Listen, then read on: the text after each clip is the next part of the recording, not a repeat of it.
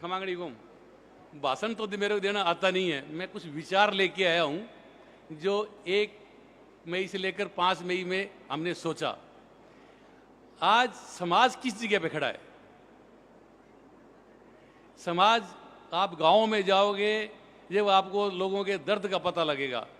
अपन जिस समाज के अंदर सारे ऋषि मुनि पैदा हुए, सारे देव देवता पे आज अपन पीछे क्यों पिछड़ गए, इस पे आज ये विचार गोष्ठी का समय है। तो उसका हमने एक, जिस समाज को गुलाम बनाना हो उसके सोच को चेंज कर दो, उसके संस्कार और संस्कृति को खत्म कर दो और उसकी बनाई हुई इमारतें, जो फोर्ट पैलेस, इनको खत्म कर दो, आपका समाज गुलाम हो जाएगा। इससे बचने के लिए एक विचार आया हमारे दिमाग में, और अच्छे विचार होते हैं तो अच्छे लोग मिल जाते हैं। 1 मई को एक लड़का आया, अशोक सिंह, जिसके पैरों के नाखून खत्म हो चुके थे, मजदूरी करता था, 230 किलोमीटर वो 24 घंटे में दौड़ चुका था, पर उसके पास में पैसा नहीं था, टिकट के पैसे नहीं थे। तो उसको रिस्पॉन्सिव दी हमने, तो उसके वर्ल्ड में 4थे नंबर पे आया। वो बाप उसके है नहीं। इसी प्रकार विकास राणा जो खिलाड़ी है, उसको हमने जर्मनी भेजा, वो गोल्ड मेडल लेके आई वहां से। समाज के हर जगह पे मंचों से भाषण होते हैं, पर कभी ये सोचा आपने कि आपका आवश्यकता क्या है और आपका गोल क्या है? आवश्यकता ही आविष्कार की जर्नी होती है। मैंने भी एक बच्चे से, मेरे बच्चे से सीखा। इजराइल का नाम सब जानते हैं। पहले उनको यहूदियों ने मारा, फिर उनको नाजियों ने मारा, फिर वो एक 50 किलोमीटर बाई 350 किलोमीटर जमीन के टुकड़े पे जाके बसे इजराइल, जिसका नाम है। उन्होंने विचार गोष्ठी की कि अब होगा क्या, अपन क्या किया जाए। तो समाज के प्रमुख लोगों ने एक मंच में विचार विमर्श किए। तो उन्होंने बोला कि सबसे पहले रोटी की आवश्यकता है। तो रोटी की आवश्यकता, आज वो एग्रीकल्चर के अंदर नंबर 1 है वर्ल्ड के अंदर। फिर उन्होंने बताया कि अपने चारों तरफ मुसलमानों से घिरे हुए हैं, ये दुश्मन देश हैं, अब ये मारेंगे। उसके लिए क्या चाहिए? हथियार। हथियार के लिए चाहिए पैसा। तो उन्होंने एक दूसरे का सहयोग किया, और आज अमेरिका की पूरी इकोनॉमिक उनके हाथ में है। हथियार उन्होंने इतने पैदा कर लिए, अकेला 7-7 देशों से लड़ रहा है। तो ये विचार बहुत दिमाग से चल रहा था कई सालों से।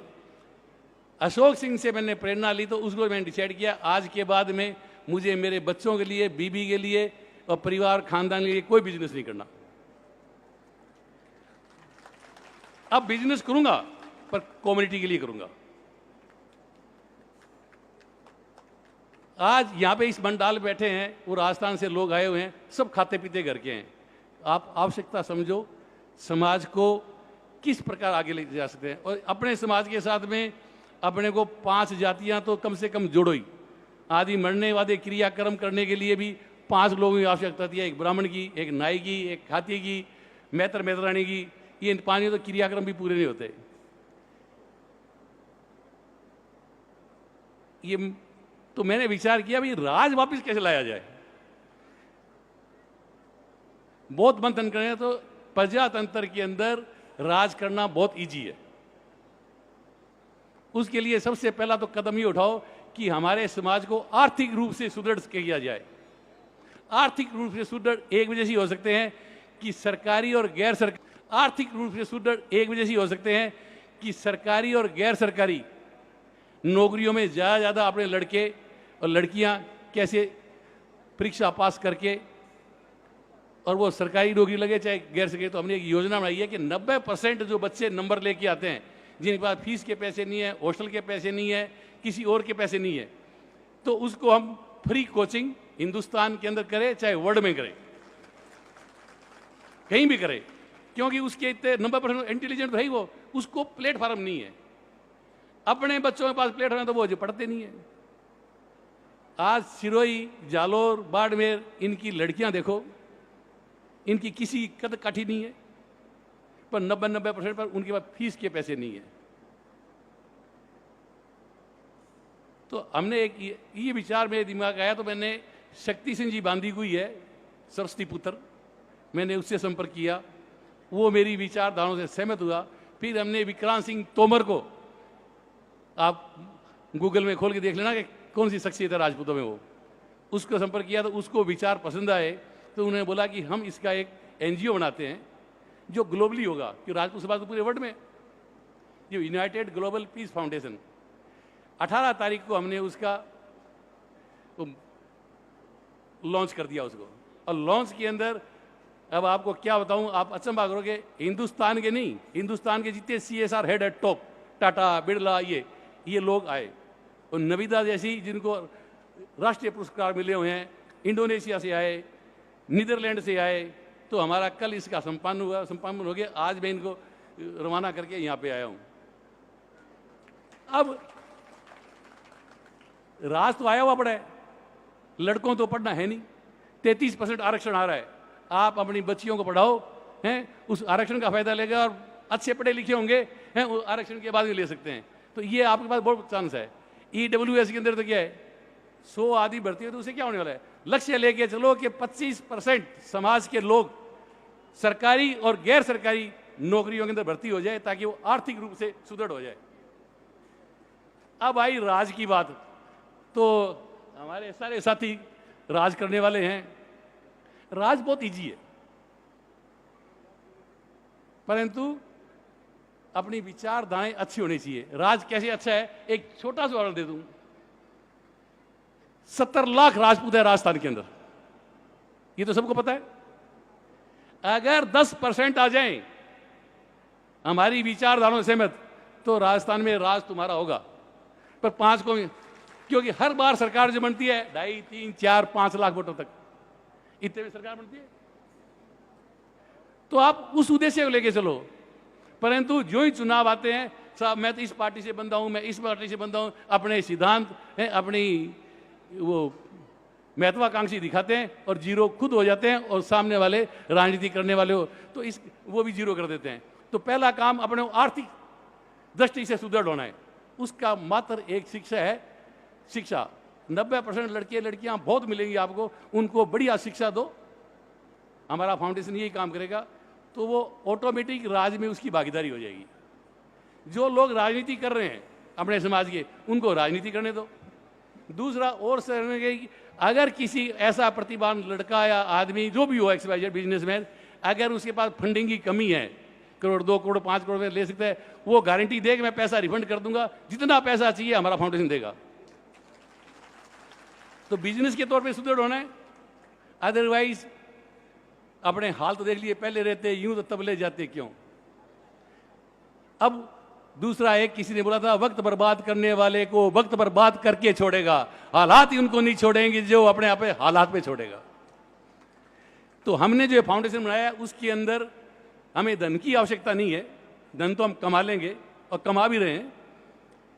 1 रुपया 1 दिन का जो आदमी हमारे विचारों से सहमत है, 1 दिन का 1 रुपया दो, हम 5 साल के अंदर हिंदुस्तान की तस्वीर ही चेंज कर देंगे।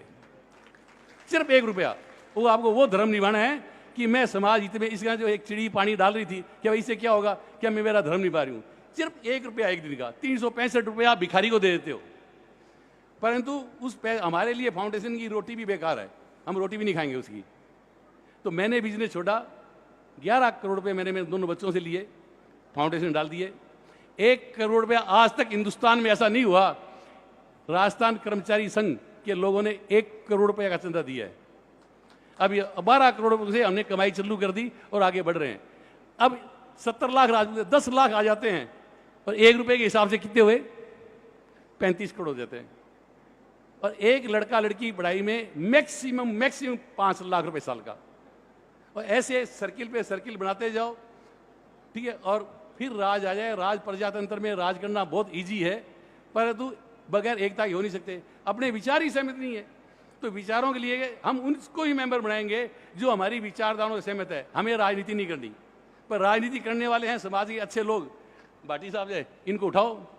और बाकी आपको पतन करवाना है, अगर समाज का और पतन करवाना है तो राठौड़ साहब के बारे में बता ही दिया। बाकी इस बार सरकारों ने किस किस को टिकटें दी हैं, उनकी व्याख्या करना बेकार है। वो इतने बड़े महान आदमी हैं कि घरों से बाहर नहीं निकलते, कोई सुनने वाला भी नहीं है। तो हमने इस कारण मैंने चुनावों के अंदर बहुत पैसा बर्बाद किया।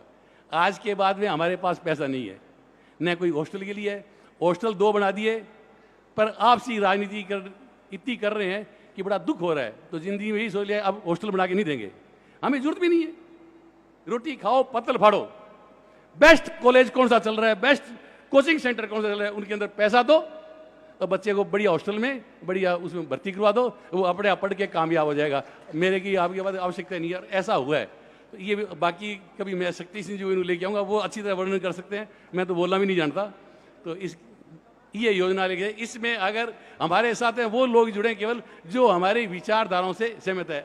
इसकी वेबसाइट देख लेना, global United global peace foundation की। अभी हम 3 लोग हैं इसमें, विक्रांत सिंह तोमर, मैं, परंतु अब जैसे निवेदा है जिसको राष्ट्रीय पुरस्कार बना हुआ है, पद्मश्री है, पद्म भूषण है, ये लोग आए। हिंदुस्तान के सब CSR हेड सूर्यगढ़ में थे 2 दिन। हमने विचार मंथन किया और एक दूसरे का सहयोग करने की प्रोमिस किया उनको, और सब करके हम उस शिक्षा पे चल रहे हैं। ये जितनी भी है मंच बनाओ, आप यहाँ बनाओ, अच्छे जितने भी थिंक टैंक है उनको लाके कि समाज का उत्थान कैसे हो सकता है। एक आर्थिक, एक राजनीतिक, राजनीतिक करें और राजनीति का सहयोग करो, क्या दिक्कत है। पर वहाँ गीत गाने की जरूरत नहीं है किसी के, खुद की ताकत खुद बनो जब तो बन जाओ। और ये बहुत आसानी है। ये जो प्रजातंत्र क्या चीज है देखा, सबसे भ्रष्ट अगर दुनिया में कोई चीज है वो है प्रजातंत्र। यहाँ टूटी सड़कें, गंदी नालियां, तेरी मेरी सब बातें होती है, ये सबसे गंदा काम है। इसमें राज करना बहुत इजी है। महान सिकंदर ने राज कैसे किया पता है आपको? मेसोपोटामिया का एक छोटा सा राजा था, उसके सिकंदर पैदा हुआ। अरस्तु, सुकरात, प्लेटो अरस्तु, वो गए भाई महाराज आपके हुआ लड़का, ये विश्व विजेता बनाऊंगा इसको। क्या वो कैसे बनाएगा? क्या जब ये 2.5-3 साल का हो जाए आश्रम भेज देना। भेज दिया कि अब मुझे 35,000 लड़के और चाहिए इसी उम्र के। उनको बनाया, पढ़ाने वाले की जाओ शादी कर लो, शादी के बच्चे हो जाएं जब आ जाना। जब उन्होंने बोला कि सबसे कमजोर कड़ी है यूनान, सबसे पहले प्रजातंत्र यूनान के अंदर आया था, अगर आप लोगों को नॉलेज है तो, क्या इसमें सब के सब भ्रष्ट हैं, इनको एक रात में उड़ा दे सबको। और उन्होंने वैसा ही किया। बात लीक हो गई थी पर उसके बावजूद भी वो उस पर राज किया। फिर बगल वाले को जीता, फिर तीसरी बार, चौथी बार उसने एक ही काम किया, 4-5-10 आदमी पहले भेजे तेरे पर अटैक करेंगे, तू समझौता कर ले, तेरी लड़की की तो शादी कर दे और गवर्नर बन जा, राज हमारा। वो तो लड़ा है तो सिर्फ यहीं पोरस से लड़ा है, बाकी सिकंदर ने बहुत बड़ी लड़ाइयाँ नहीं लड़ी थी, पर उसके डर से वो राज लेता है। तो आप एकता करोगे, विचार अच्छे होने चाहिए, इंटेंशन अगर बैड है उसका फिर कोई इलाज नहीं है। तो हम विदाउट इंटेंशन के, मतलब हमारा इंटेंशन बहुत बढ़िया है, अच्छा सोच, अच्छे विचार, और सिर्फ थिंक टैंक रख रहे हैं। सोच अच्छा हो तो अगर आपको किस तरीके से काम होता है, एक बार जयपुर आओ तो मेरे फार्म हाउस में जाना। मेरे बड़े वाले लड़के ने हिंदुस्तान का रिकॉर्ड तोड़ रखा है। हमारे पास है 50 लीटर पर डे पानी। अगर एक व्यक्ति पूरे जयपुर शहर को 2 दिन पानी पिला सकता है, इतना हमने संग्रह किया है। कभी आके देखोगे, बुद्धिजीवी बच्चों को इनको भेजो तो उनका माइंड डेवलप होएगा।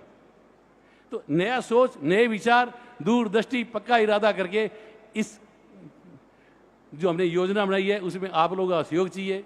सुभाष चंद्र बोस ने बोला था, तुम मुझे खून दो मैं तुम्हें आज़ादी दूंगा। आप केवल अब हमारे विचारों से सहमत है तो साथ में जुड़िए, राज आपका आ जाएगा, 5 साल के अंदर आ जाएगा। एक बाबू है ना, वो भी फेल कर देता है कलेक्टर को। तो शिक्षा पे ध्यान दें। 2 चीज, नंबर 1 आर्थिक रूप से मजबूत करना, वो नौकरी से होएगा या बिजनेस से होगा। तीसरा, वो गरीब कन्या, अपना समाज की ब्रीड खराब नहीं हो, जिनके माँ बाप नहीं है, पैसा नहीं है, उनकी शादियों के लिए हम पूरी हेल्प करेंगे।